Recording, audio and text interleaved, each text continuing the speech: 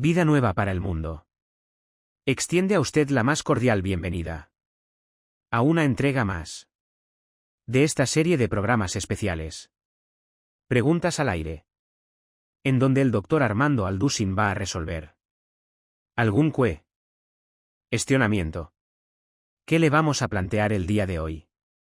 La pregunta del día de hoy por demás interesante es: ¿cuándo será el juicio de las trompetas?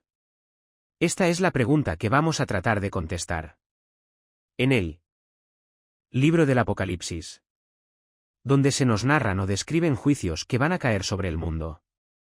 Cuando desde luego la Iglesia, todos nosotros, los que hemos puesto nuestra fe en el Señor Jesucristo, ya no vamos a estar aquí. Estos juicios están divididos en lugares. Y estos lugares, aparentemente, queremos tratar de colocarlos dentro de los años de la tribulación, que son los sellos, las trompetas y las copas. Sin embargo, cuando tratamos de acomodarlos dentro de los años de la tribulación, pues ha habido bastante confusión porque muchos dicen: bueno, es que primero son los sellos, después las trompetas, después las copas. Sin embargo, tenemos que recordar que en la Biblia no todas las cosas están descritas o nos han sido reveladas en orden cronológico, sino que a Dios le ha agradado muchas veces revolvernos las piezas del rompecabezas para que nosotros tengamos la responsabilidad de ponerlas en orden.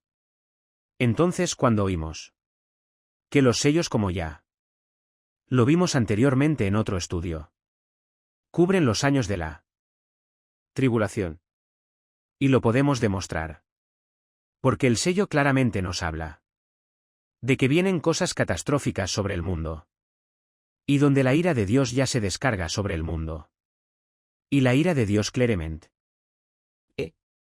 tanto en el Antiguo como en el Nuevo Testamento, se encuentra en los últimos 3 años de la tribulación. Vuelvo a repetir. Cuando oímos nosotros en el Antiguo Testamento el día de Jehová, la ira de Dios, o el día del Señor, y en el Nuevo Testamento lo mismo, el día del Señor, como Primera de Tesalonicenses, Segunda de Tesalonicenses, etcétera, etcétera, se refiere a los últimos 3 años y medio de la gran tribulación. Entonces, estos años de la tribulación están divididos la primera parte en 3 años y medio, donde el sistema religioso que se atribuye a la gran ramera en Apocalipsis va a tratar de colaborar con el anticristo. Y hasta cierta manera se nos describe en el capítulo Apocalipsis que la ramera está arriba de la bestia, implicando que el sistema religioso al principio de los primeros 3 años de la tribulación va a ejercer poder sobre el poder político del anticristo. Y entonces en el capítulo Apocalipsis se nos describe que después el anticristo se deshace de la ramera y la confederación de naciones que van a formar el último gobierno, sobre el cual el anticristo va a ser el líder. La van a quemar la ciudad, porque se nos describe en el último versículo del Apocalipsis que la ramera es una gran ciudad, o sea, una ciudad que va a tener un control religioso sobre el mundo, o sobre la mayor parte del mundo. Y una vez que sea quemado esta ciudad, después de los primeros 3 años y medio viene el poder político del anticristo, donde él se erige como juez, donde ella no acepta ninguna religión más que la que él va a imponer. Y es lo que dice Segunda de Tesalonicenses capítulo 2. Que va a entrar al templo de Jerusalén violando el trato o el pacto que hizo con los judíos. Y en ese momento él se erige como Dios. Y ahí viene letamente todo lo que son las trompetas que vamos a continuación a estudiar, porque las trompetas vamos a demostrar simplemente que van a suceder en los últimos 3 años y medio de la tribulación muy bien. En el capítulo del libro del Apocalipsis encontramos el sello. Vimos ya claramente que el sello describe el final de la tribulación ya casi cuando la ira de Dios está por consumarse. ¿Y dónde van a ser destruidas todas las naciones? Las islas van a desaparecer. Va a haber terremotos tremendos como jamás el mundo había experimentado. Pero lo más interesante de esto es que el Espíritu Santo nos muestra en el capítulo 8 del Apocalipsis que antes en el capítulo 7. 4 ángeles que son los que a quienes se les van a entregar las 4 trompetas.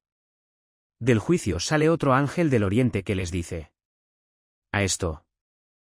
Ese 4 ángeles un ángel les dice: no hagan nada.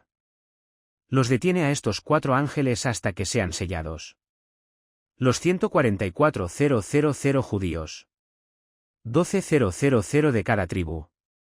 Para que entonces, después de que estén sellados, o sea, protege os por Dios.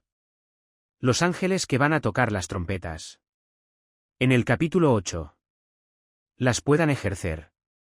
O puedan llevar a cabo su destrucción. Pero inmediatamente, después de que son sellados los 144,000, abordamos el capítulo 8 del Apocalipsis. E inmediatamente encontramos una revelación tremenda que nos muestra la influencia tan tremenda que tienen nuestras oraciones. Es impresionante cómo la Biblia describe la influencia. El poder tan grande que muchas veces como cristianos no hemos podido descubrir que tienen nuestras oraciones. Al grado que en el libro de Santiago capítulo 4 dice la Biblia que recordemos que la oración del justo puede mucho.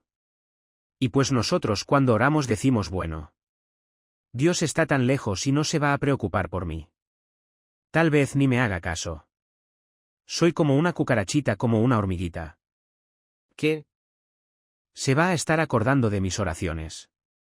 Sin embargo, cuando realmente creemos y realmente absorbemos la palabra de Dios y comenzamos a demostrar a través de la práctica de la oración que Dios contesta la oración y que Dios hace milagros a través de nuestras oraciones, es cuando somos animados a poder orar. Por eso la Biblia dice en 1 de Pedro 4:7: el fin de todas las cosas se acerca. Velad y sean sobrios en oración. En el Efesios 6: orando en todo tiempo por todos los santos. Y creo que este es uno de los tiempos más importantes. Y no estoy exagerando. De los más importantes. De todos los últimos años. De la Iglesia cristiana. Donde estamos en una hora de la prueba.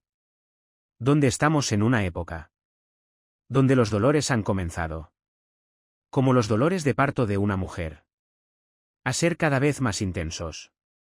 Y mientras más intensos se hagan estos dolores, y mientras más la presión del mundo venga sobre nosotros los cristianos, más necesitamos fortalecer nuestra vida interior. Más necesitamos blindarnos con toda la armadura de Dios. Con la espada del Espíritu, con el escudo de la fe. Con el casco de la salvación. Con los pies del Evangelio. Y orando en todo tiempo por todos los santos. Porque es a través de nuestra comunión. A través de la oración. Donde nosotros hacemos contacto con la fuente de energía.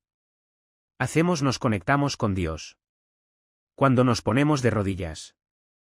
O en la posición de la que tú puedas escoger. Horario. Eso no importa mucho.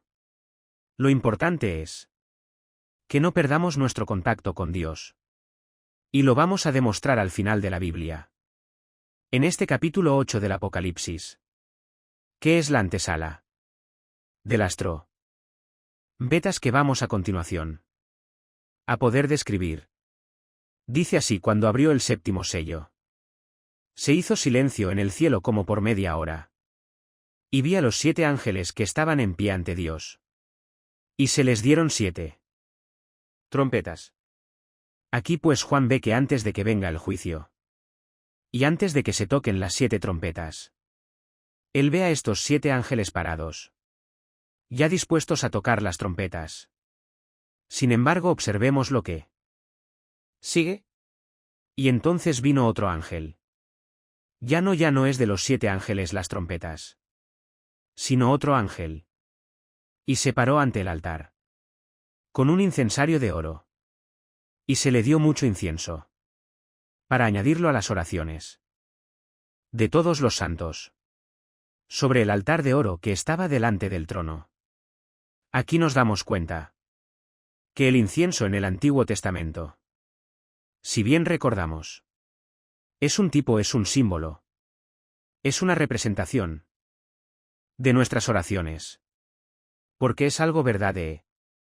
Es más todavía, Dios les dio los ingredientes especiales con los que debería hacerse el incienso hasta eso.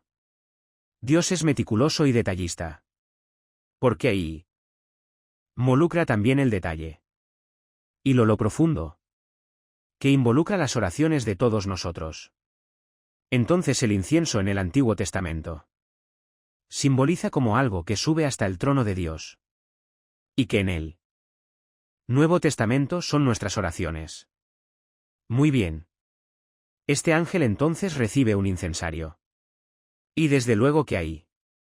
A continuación lo acabamos de leer, para añadirlo a las oraciones de todos los santos re el altar de oro de Dios que estaba en el templo, o sea el incensario. En el capítulo 8 del Apocalipsis, que es la antesala de las trompetas que recibe este ángel, no estaba lleno, sino que faltaban iones para añadirlo a ese incensario de parte nuestra.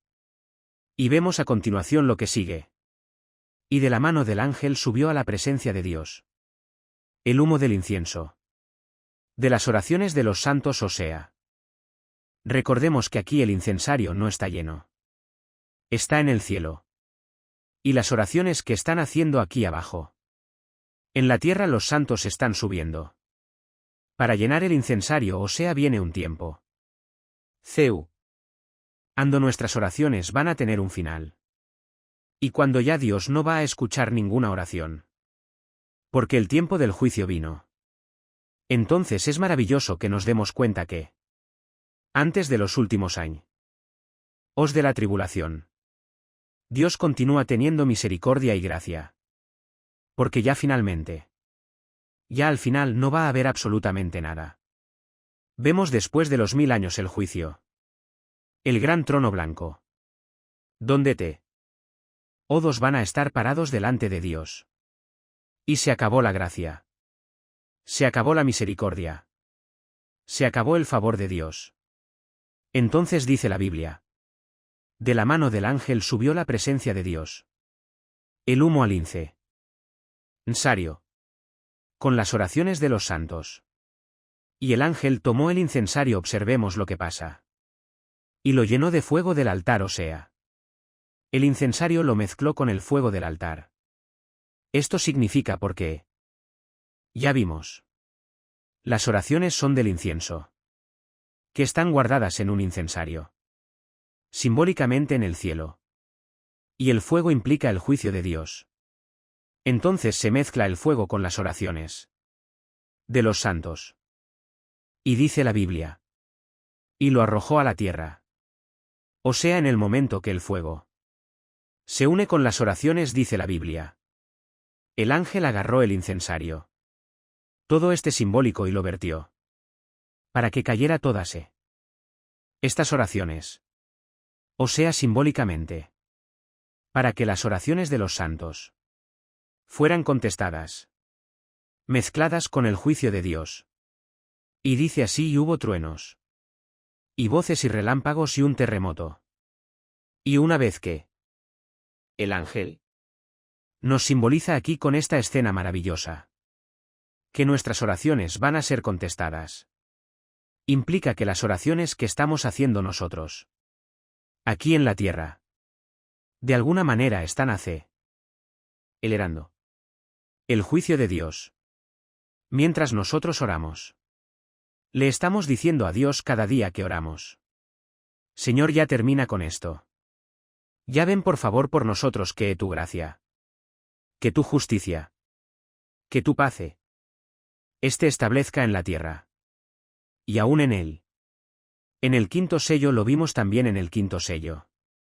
En el capítulo del Apocalipsis vemos claramente también que los santos del Antiguo Testamento están orando en el versículo en adelante.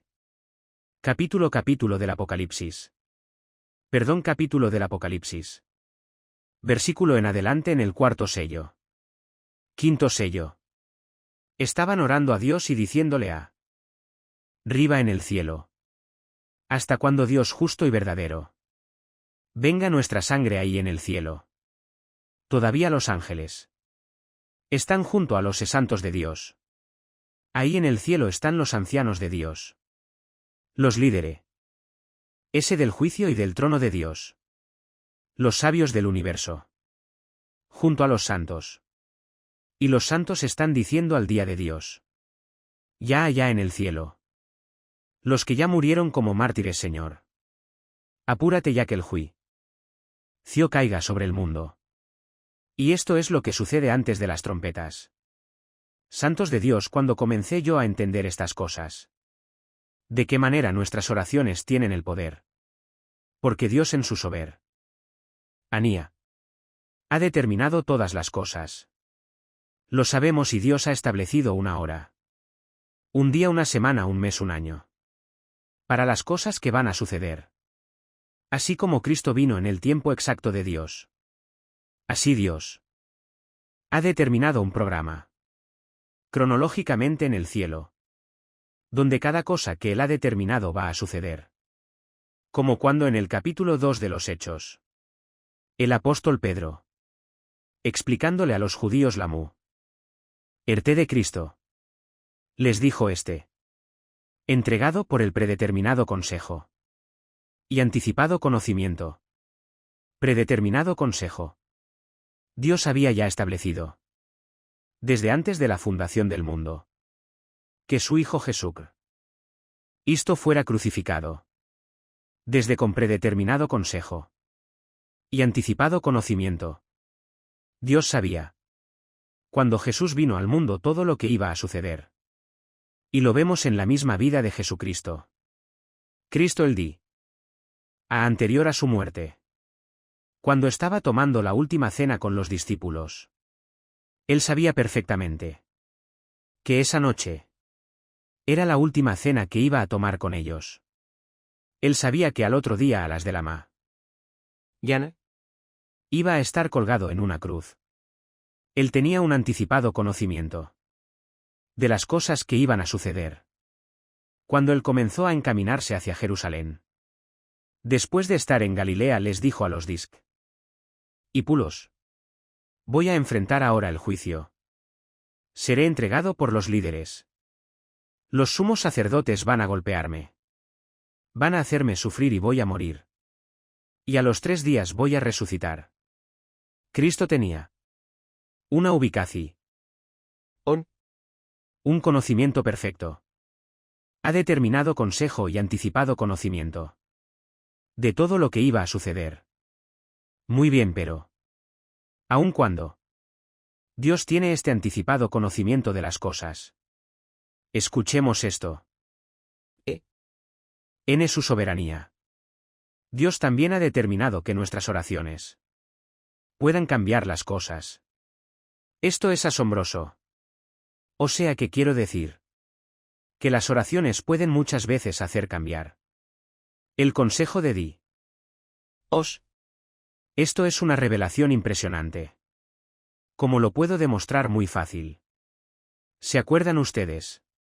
Cuando Dios en el Antiguo Testamento le dijo a Moisés: He determinado acabar con este pueblo. ¿Y qué hace Moisés? Se pone la brecha. Y le dice a Dios: Señor, no hagas esto, y comienza a orar Moisés. Y por la oración de Moisés Dios cambia su manera de pensar. Y esto es precisamente lo que significa CEU. Ando encontramos en el Antiguo Testamento. Y Dios se arrepintió. Y Dios se arrepintió. Y más adelante dice libre de los números. Dios no es hombre que se arrepienta como los hombres. O sea, cuando vimos a frase y Dios se arrepintió. ¿Qué quiere decir? Ahora lo entendemos. La palabra suf es chw. Grande suf, como suena en el hebreo. Es la palabra que se tradujo en el Nuevo Testamento. Metanoia, y que se tradujo al español arrepentimiento. Entonces la palabra su en el Antiguo Testamento significa volverse, regresará. ¿Qué es lo que significa el arrepentimiento? Vas en un camino, te arrepientes. Y cambias tu manera de pensar y regresas. Y te vuelves a Dios. Porque el verdadero arrepentimiento no solamente es: ya no voy a dejar a fumar. Ya no voy a tomar.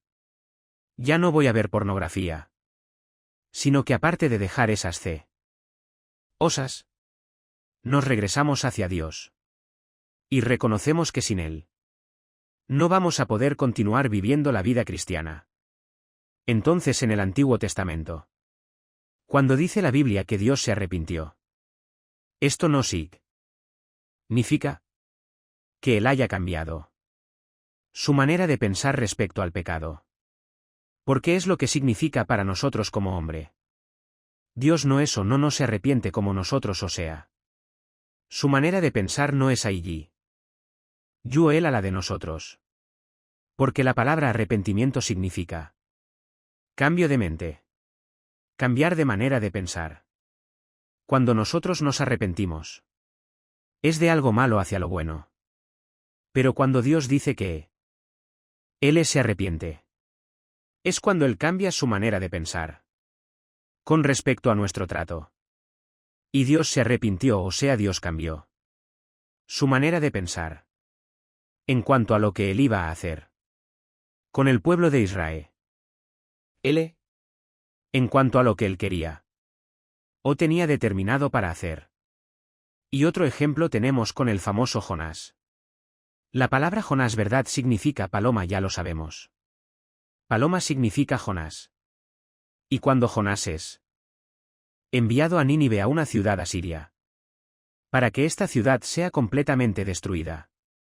Dios, cuando ve que se arrepiente la gente, ya Dios había determinado: voy a destruir a Nínive. Y Jonás feliz de la vida. Porque Jonás era de esos profetas, verdad, del juicio de que cayera fuego inmediatamente sobre todos los enemigos de Dios. Lo mismo que los discípulos. Antes de que muriera Cristo le dijeron que cae a fuego y que los mate a todos los que están en contra de ti. Cristo les contestó: ustedes no saben de qué espíritu son. Entonces Jonás era este tipo de hombre. Como hay muchos cristianos también que caiga el juicio de Dios y que ya los consuma de una vez. Pero este no es el corazón de Dios muchas veces. Entonces, cuando Jonás ve que Dios perdona a Nínive, se enoja, o sea, Dios había ya determinado que Nínive fuera destruida. Pero el arrepentimiento, cuando se dieron vuelta en sus caminos y regresaron a Él, Dios los perdonó. Este es otro ejemplo tremendo de lo que estamos nosotros exponiendo. Que nuestras oraciones tienen un poder tremendo. Una influencia maravillosa. Simplemente porque en su soberanía Dios así lo ha determinado. Que cuando nosotros oremos, Él puede cambiar muchas cosas. Que iba a hacer a favor o en contra de nosotros. Por ejemplo, Dios ha dicho: bueno, a Pepe ya voy a determinar hacer esto. Y esto porque sigue con su pornografía, verdad, va. Me lo voy a llevar a casa. Porque Dios Se lleva a muchos cristianos. Antes de tiempo. A casa y entonces Pepe se arrepiente. ¿Qué hace Dios? Cambia Dios su manera de pensar y entonces le prolonga la misericordia a Pepe. Y le agrega más años de vida. Porque Pepe se arrepintió de su pecado. Entonces esto es lo que el Apocalipsis quiere nosotros. Enseñarnos y todo esto. Todo este trasfondo lo tuve que poder explicar. Para que cuando nos introduzcamos. Es en el libro. El Apocalipsis. Podamos comprender la mente de Dios. ¿Por qué hace Dios lo que hace? ¿Por qué estos juicios tan terribles?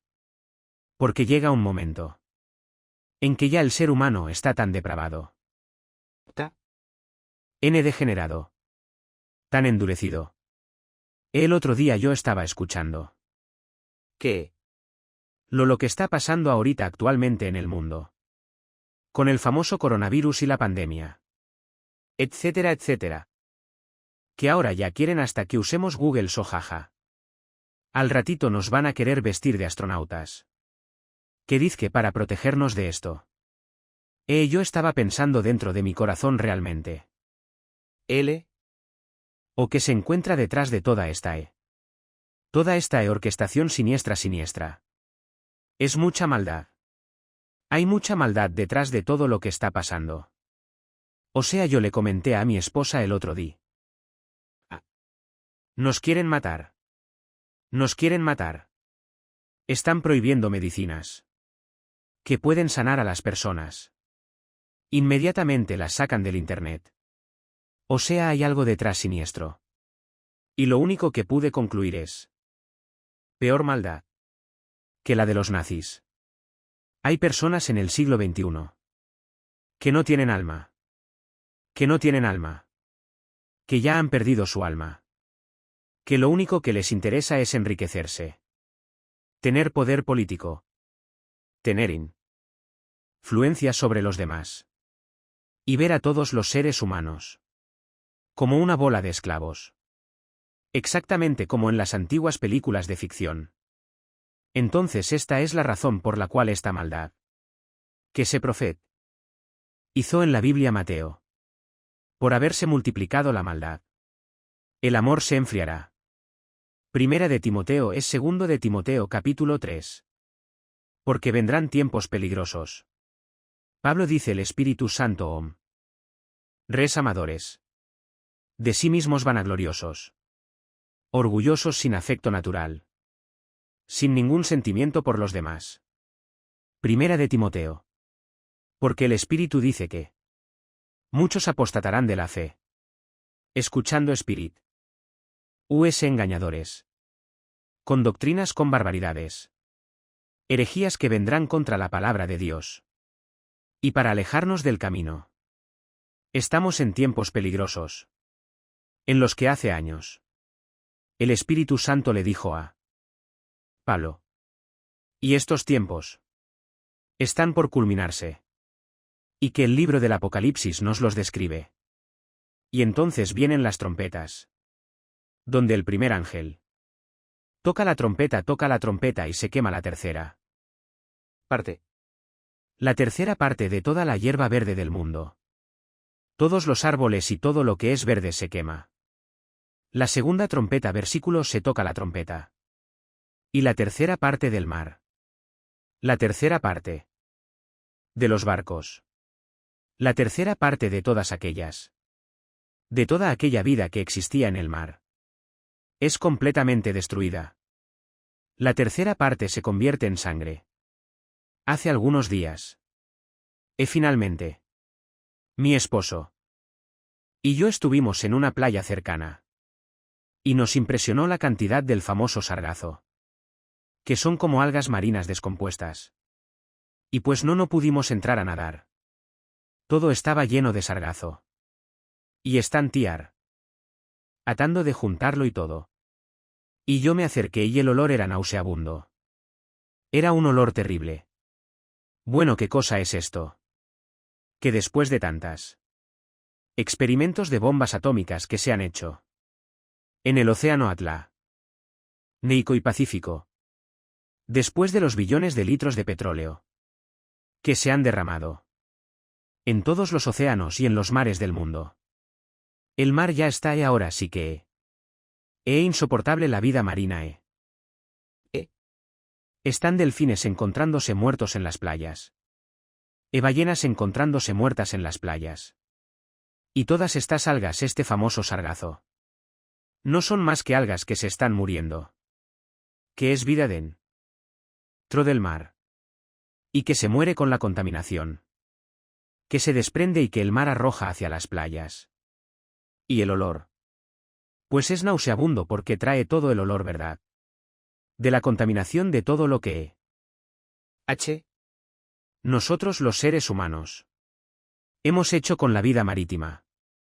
Pero cuando llegue la segunda trompeta, nos damos cuenta que ya la tercera parte del mundo entero en el mare estará completamente descompuesta. En la tercera trompeta. La tercera parte de todos los ríos y arroyos del mundo serán descompuestos también. Y dice la Biblia que en la cuarta trompeta el sol, la luna y las estrellas se oscurecerán para que no hubiera luz en la tercera parte del día. Y asimismo de la noche. Y cuando entremos nosotros a la quinta trompeta. En la próximo estudio. El próximo en la próxima conferencia. El sábado.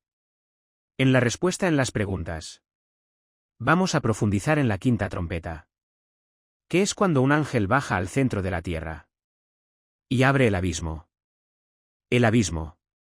Es el lugar donde están escondidos. Ese todos los demonios. Imaginémonos que va a ser abierto el abismo. Y van a subir a la superficie de la tierra. Y se describe la forma de estos demonios como langostas. Pero con una mezcla híbrida de seres humanos, de reptiles y además de insectos, o sea. Es una mezcla híbrida que vamos a explicar en la próxima conferencia. Para darnos cuenta al grado en la que la genética moderna, o la pseudociencia, que es con acento actualmente tratando de mezclar a los animales con los seres humanos. Con el ADN humano con el ADN de los humanos.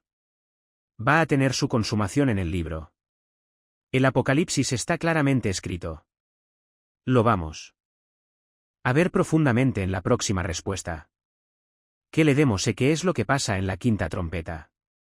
Para que podamos darnos cuenta lo cerca que nos encontramos precisamente de los juicios de Dios. Que de alguna manera el Espíritu Santo nos está alertando. Y nos está previniendo en este tiempo. Busquemos a Dios con todo nuestro corazón. Quiero leer en el libro el Evangelio de Lucas. Capítulo lo que la ve. Biblia dice claramente. O las advertencias que ya Dios nos hace. Para el tiempo que estamos viviendo, dice Lucas. Mirad también por ustedes mismos. Es tiempo que comencemos a vernos tal como nos ve Dios. Con la inmensa vaciedad con la cual nacimos, vacío con el cual nacimos.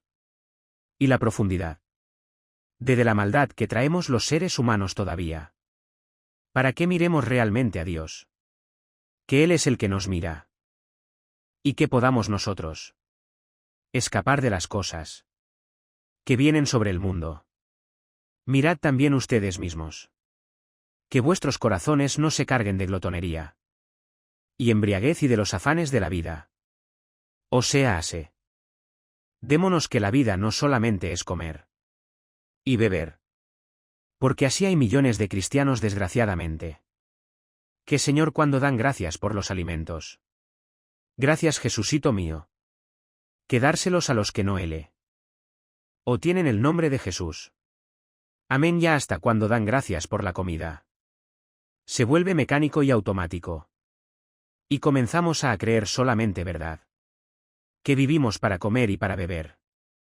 Y no es así, Dick. En la Biblia. Y de los afanes de la vida. O sea, tengamos cuidado que estas cosas que están sucediendo no entren a nuestra vida espiritual. Nuestra vida interior. Y nos quiten la paz y nos desenfoquen. Perdamos la brújula. Y podamos perder el camino. Y creamos que estamos siguiendo a Jesucristo. Y ya dejamos de seguirlo y muchos han comenzado ya a seguirlo desde lejos. Así fue como Pedro cayó en el pecado de negar a Cristo. Cuando lo comenzó a seguir de lejos. Y finalmente dice la Biblia: y venga de repente sobre vosotros aquel día. ¿Cuál es aquel día? El tiempo que estamos estudiando en el Apocalipsis. Que caer. A con acento sobre el mundo. Porque como un lazo vendrá sobre toda los que habitan en la faz de la tierra. Velad pues. Porque en todo tiempo orando para que seamos tenidos. Escuchen esto para que seamos tenidos. Por dignos de escapar de todas estas cosas que vendrán. Y de estar en pie. Delante del Hijo del Hombre. Para que Dios nos tome como dignos. De sacarnos de este mundo y de las cosas que vendrá. Entonces, ¿cuál es la única forma en la que podemos nosotros tener la absoluta seguridad? Que nos vamos en el rapto de la Iglesia. Cuando verdaderamente nuestra vida es una vida de oración, una vida de devoción. Una vida en la que no hemos permitido, ni nos hemos dado el lujo de separarnos de Cristo, de nuestros devocionales diarios, de su santa palabra, de la palabra de Dios, para que podamos estar completamente seguros de que en cualquier momento. Como un lazo así cayó el coronavirus, recuerdan. En enero, el año en el que nos encontramos. Nadie sabía nada. Entramos a febrero y pues más o menos entramos en marzo. Y de repente, como un lazo, nunca nos imaginamos marzo. Abril, mayo, junio, julio, llevamos 5 meses. 5 meses con una supuesta pandemia. En la que ha arrasado con la economía. Con el problema mental de millones de seres humanos. Con niños, con matrimonios, etcétera, etcétera. Ha devastado la humanidad. En los últimos 5 meses y cayó de repente como un lazo. Nunca nos imaginamos que pudiera el mundo entrar en el camino donde el mundo se encuentra actualmente. Y que es un camino hacia el precipicio. El mundo se dirige a un precipicio. Y cuando el mundo caiga en el precipicio, nosotros vamos a ser, antes de que el mundo se hunda, ser sacados con Jesucristo. Para vivir eternamente con Él. Que Dios los bendiga, que tengan mucha paz. Y que realmente recordemos que el fin de todas las cosas se acerca. El fin de todas las cosas se acerca. Velemos, seamos sobrios. Y vivamos una vida de oración. Agradecemos profundamente al Dr. Armando Aldusin que nos haya arrojado luz sobre este tema. Y le invitamos a usted que nos siga sintonizando en nuestras próximas entregas de este programa. Preguntas al aire. Que Dios le bendiga. Muchas gracias. Vida nueva para el mundo. Se sostiene y propaga el mensaje de salvación de Jesucristo gracias a Dios y a tus donativos. Llevemos juntos el Evangelio de Jesucristo al mundo entero. Realizamos eventos, seminarios, congresos y diferentes programas para dar a conocer el mensaje de salvación y el poder de nuestro Señor, transformando y edificando vidas de mujeres, hombres, niños alrededor del mundo. ¿Qué pasa cuando decides hacer tu donativo?